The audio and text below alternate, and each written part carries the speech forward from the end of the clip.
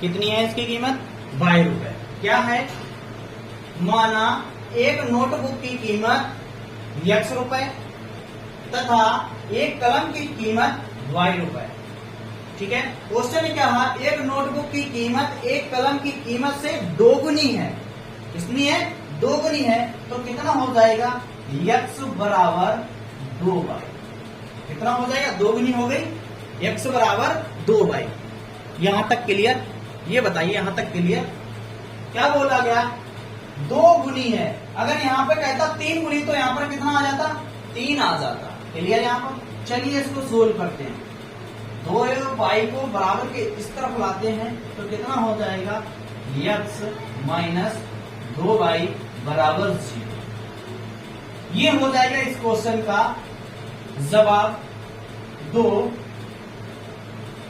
चर वाला समीकरण बन गया। कितना बन गया? 2 चर वाला समीकरण बन गया।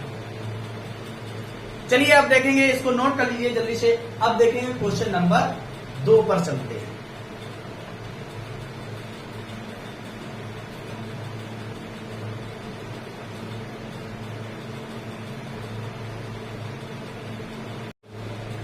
Hello hello hello hello.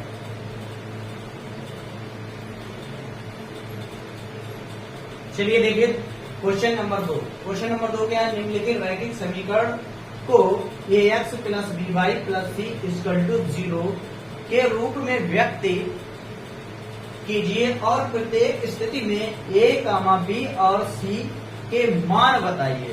इसके पार्ट दिए गए। क्या दिए गए? पहला पार्ट दिया गया 2x प्लस 3y बराबर 9.35 ऊपर डैश निशान। दूसरा दिया गया x माइनस y बटे 2 माइनस 10 इक्वल टू 0। इसका तीसरा पार्ट क्या दिया गया? माइनस 2x प्लस 3y बराबर से, और इसका चौथा पार्ट दिया गया x माइनस 3y। तो क्या करना है? इसमें से x और y के मान निकालना है। तो चलिए x और y के मान निकालते हैं। सबसे पहले इस समीकरण को हमें इस समीकरण से तुलना करना है, यानी ऐसा ही बनाना है। क्या करना है? ऐसा ही बनाना है। तो ध्यान से देखिए ऐसा ही कैसे बनेगा। तो देखिए हम क्या करेंगे, इस संख्या को हम इधर लाएंगे बराबर की तरफ। तो देखिए इस संख्या को बराबर अगर हम इस तरफ लाते हैं तो क्या बनेगा? सॉरी, देखिए क्या बन जाएगा? 2x प्लस 3y माइनस का 9.35 ऊपर डैश। ये हो जाएगा 35 ऊपर डैश। वही समीकरण लिख लेंगे। देखिए ध्यान से, ax प्लस by और प्लस के c इक्वल टू 0। तो देखिए यहाँ पर लिखा है ax। कितना लिखा है यहाँ पर? ax। और यहाँ पर क्या कितना लिखा है? 2x। तो ax की जगह पर क्या लिखा है? यहाँ पर 2 लिखा है, यानी x की जगह पर a की जगह क्या लिखा? 2। तो a का मान क्या हो जाएगा? यहाँ पर 2 हो जाएगा। यहाँ पर लिखा by, तो यहाँ पर कितना लिखा? 3y। तो b की जगह कितना लिखा है? 3। तो b की जगह का आंसर कितना हो जाएगा? 3 हो जाएगा। क्लियर? यहाँ पर c की जगह पर कितना लिखा है? c की जगह पर लिखा है माइनस के 9.35 ऊपर डैश। ये आंसर निकल के आ गया पहले पार्ट का। क्लियर? ये आंसर निकल के आ गया पहले पार्ट का।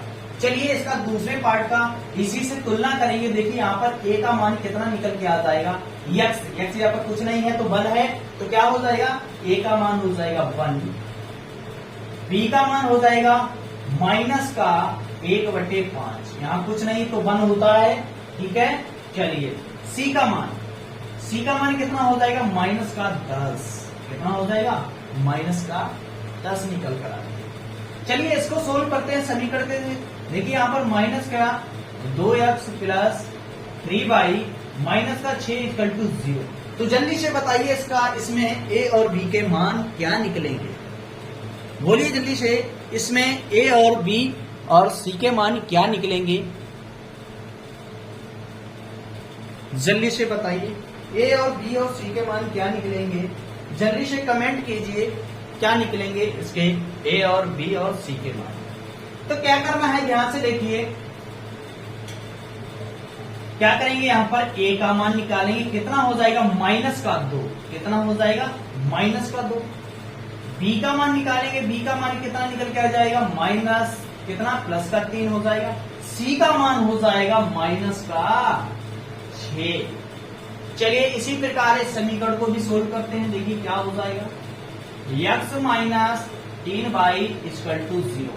देखिए यहाँ पर a का मान निकालेंगे, a बराबर कितना आ जाएगा, कुछ नहीं तो होता है 1 होता है।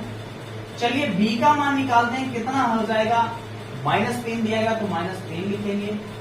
c की वैल्यू नहीं दी गई, कुछ नहीं है तो क्या मानेंगे 0 मान लेंगे, कितना मान लेंगे 0 मान लेंगे।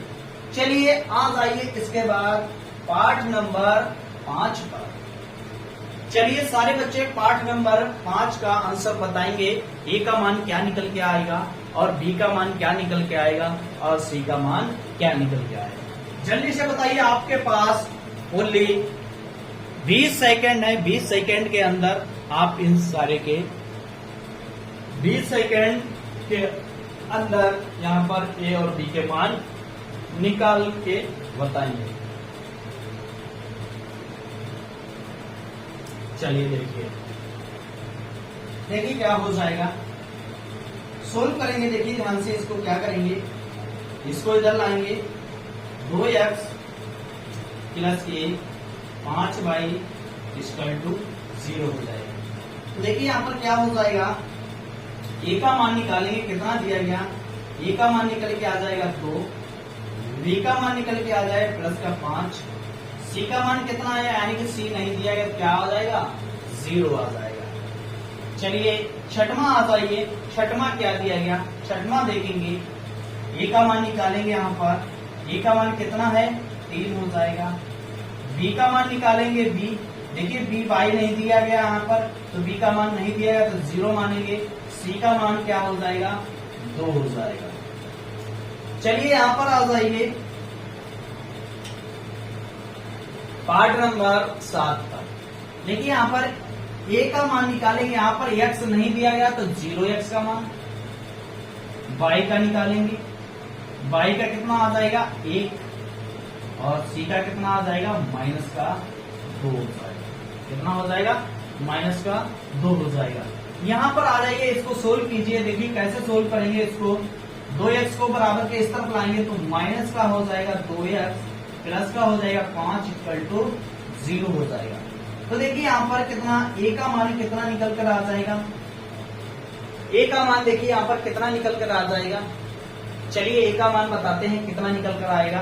देखिए ax यानी कितना आ जाएगा माइनस का 2, b नहीं दिया गया यानी कि y नहीं दिया गया तो y का मान यहाँ पर कितना मानेंगे 0 मानेंगे।